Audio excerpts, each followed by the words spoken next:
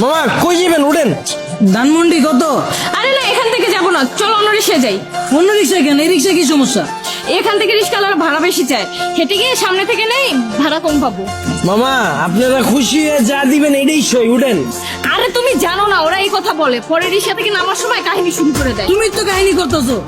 একটু আগে বাসের হেল্পারে দেখে গেলে বাসে উঠবা না, এখন আবার রিক্সাও তোমার সমস্যা। সব জায়গায় গেলে তোমার সমস্যা আর সমস্যা।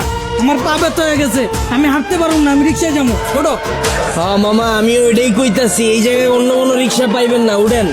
ওঠো ওঠো, চলো মামা। কি খেলা দেখাইলি রে টুম্পা, শিখলাম। মামা তুমি টুম্বা কইলা কে? টুম্বা কেডা? মামা কঠিন কাহিনী, আমার গার্লফ্রেন্ডের নাম ছিল টুম্পা। কি কও মামা? আমার গার্লফ্রেন্ডের নাম তো টুম্পা। কি কও মামা, আসলেই? হ্যাঁ, কিন্তু মামা তুমি রিক্সা চালাও আর প্রেমও করো, ব্যাপারটা কিন্তু ইন্টারেস্টিং। না মামা, প্রেম করি না তো, করতাম। আর রিক্সা চালায় তো প্রেম করি নাই মামা। ওর লাগে প্রেম করছি দেখে আজকে আমার রিক্সা চালাইতে হইতাছে, আর নাহলে তো মামা আজকে আপনার জায়গায় থাকতাম। আরে টুম্পা, তোর লাগে প্রেম কইরা আজকে আমার হাতে হ্যান্ডেল পায়ে প্যাডেল। কি কও মামা? প্রেম করে মানুষ দেবদাস হয়ে যায় শুনছি, কিন্তু প্রেমের লাগে মানুষ রিক্সা চালায় এটা প্রথম শুনলাম। মামা তোমার কাহিনীটা কিন্তু ইন্টারেস্টিং লাগতেছে, গল্পটা কও শুনি। আরে বাবু কি শুরু করছো? ওনার এই ফালতু গল্প শুনে আমাদের সময় নষ্ট করে লাভ আছে। তার চাইতে চলো তুমি হেডফোন বের করো, আমরা গান শুনি। আরে না, মামার কাহিনীটা অনেক ইন্টারেস্টিং। মামা তুমি কও। না মামা থাক, বাদ দেন।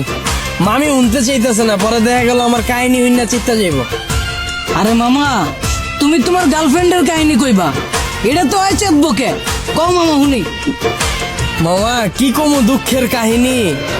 ও একটা জিনিস আছিল মামা, খালি চুস্ত। সুস্থ মানে? পুরা কাহিনী কই মামা, শুনেন তাইলে সেনা বুঝবেন। ওর মায়ায় বইরা মামা একটা চাকরি করতাম, ওই চাকরিটাও গেছে গা। ওর আর কি করার, বন্ধু বান্ধবের টাকা ধার লয়ে ওর লগে দেখা করতাম। মাসের ভিতরে 15 দিনে দেখা করতাম মামা, 15,000 চুইসা লাইতো। কেমনে মামা? মামা হয়তো মাইয়া ছিল না মামা, হয়তো পিশাচা ছিল। রক্তের মতো টাকা খালি চুইসা খায়া ফেলাইতো। তাও মামা মনের বুঝ দিতে পারতাম, যদি মামা দইরা রাখতে পারতাম। মামা গার্লফ্রেন্ড গেছে কে কেমনে? মামা আমার চাকরি তো চুষেই দিছে।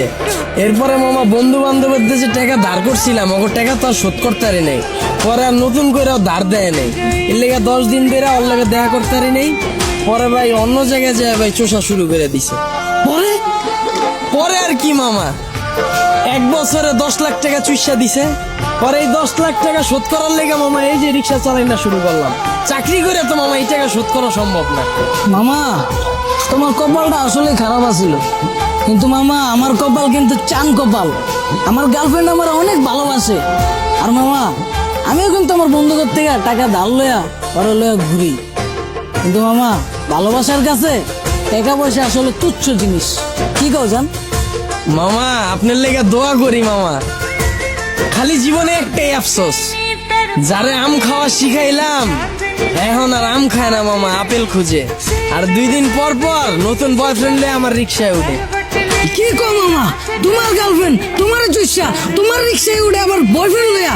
মামা আমি যদি তোমার জায়গায় হইতাম তাইলে 2 গালে ঠাড়া বইরা দিতাম। কি কো মামা, আসলেই?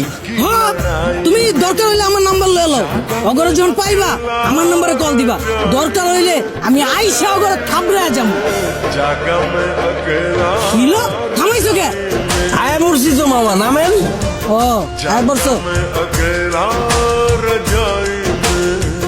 কত দিমু? কিরে তুই আমার মালিকা? মামা আপনিই তো কইলেন পাইলেই কানের নিচে বাজায় দিতে। আমারে হাতে হ্যান্ডেল পায়ে প্যাডেল যে পরাইছে ওই জিনিসই তো এইটা। এটাই তো এখন আপনার কপালে জুটছে। আর আপনি কইলেন না হেল্পার রে দেখা উঠতে চায় নাই বাসে, ওই হেল্পারও আমার মতোই চাকরি করতো, ওরে চুইসা হেল্পার বানায় দিছে। এরপর আপনারও ধরছে। যাক মামা সাবধানে থাকেন, আমার ভাড়াটা দিয়ে দেন।